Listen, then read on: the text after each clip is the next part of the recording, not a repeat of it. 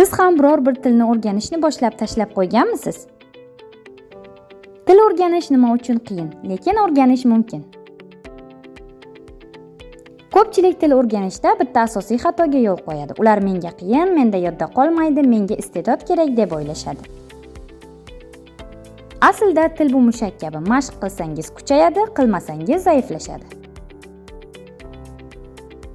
Yangi tilni o'rganish uchun eng kuchli qurol to'g'ri metodika, qat'iyat va shaxsiy yondashuvdir. Birinchi qoida: til o'rganishda eng muhim narsa maqsad. Nega o'rganmoqchisiz? Masalan, ish, sayohat, imtihon, hobbi, xorijda o'qish. Maqsad qo'yish nima uchun muhim? Chunki miya nima uchun kerak degan savolga javob topmasdan o'rganishni boshlasa, zerikadi. Misol, agar siz ish intervyusi uchun ingliz tilini o'rgansangiz, sizga darhol suhbat so'zlari, savollari kerak. Maslahatim, maqsadni yozing, ko'rinadigan joyga ilib qo'ying. Kichik qadamlar katta natijalar olib keladi. Bu ikkinchi qoida.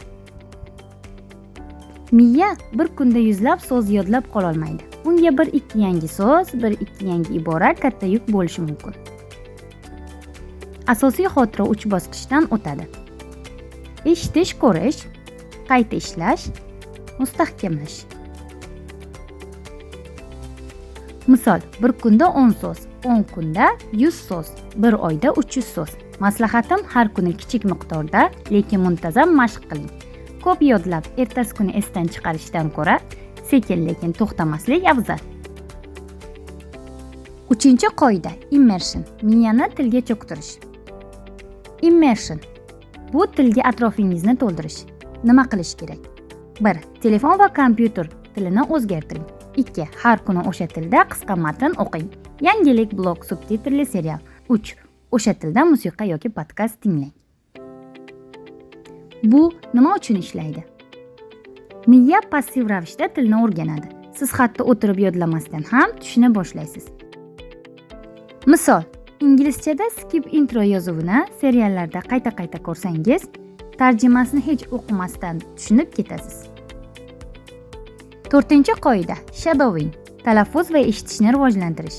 Eshitganingizni bir zumda takrorlash. Qanday qilinadi? 1. Videoni yoqing, aktyor ortidan takrorlang. 2. O'zingizni ovozingizni yozib tinglang. 3. Subtitr bilan mashq qiling. Bu nima uchun ishlaydi? Miya nafaqat eshitadi, balki og'iz mushaklari ham o'rganadi.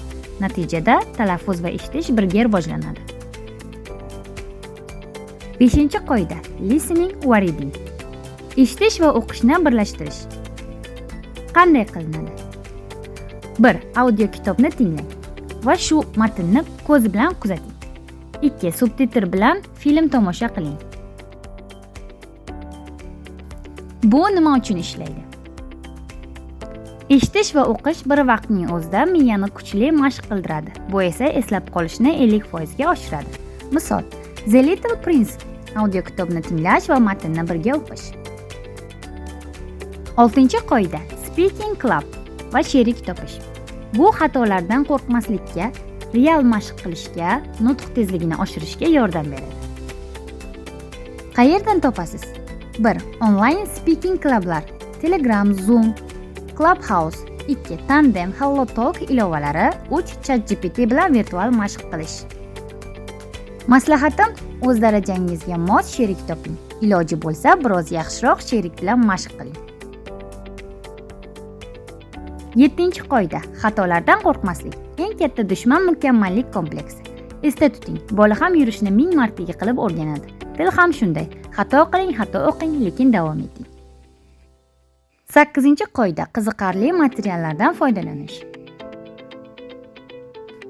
Sababi zerikish eng katta dushman. Maslahatim, siz yoqtiradigan mavzularda materiallar tanlang. Sport, moda, texnologiya, musiqa. Misol, agar futbolni yaxshi ko'rsangiz, Messi haqida inglizcha maqolalar o'qing. Til o'rganish bu marafon, sprint emas. Sezilarli natijalar uchun kamida 3-6 oy kerak bo'ladi. Ammo to'g'ri metod, qat'iyat va qiziqish bilan bu jarayon yoqimli va samarali o'tadi.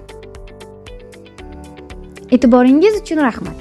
Foydali ma'lumotlar olish uchun kanalimga obuna bo'lib qo'yishni unutmang.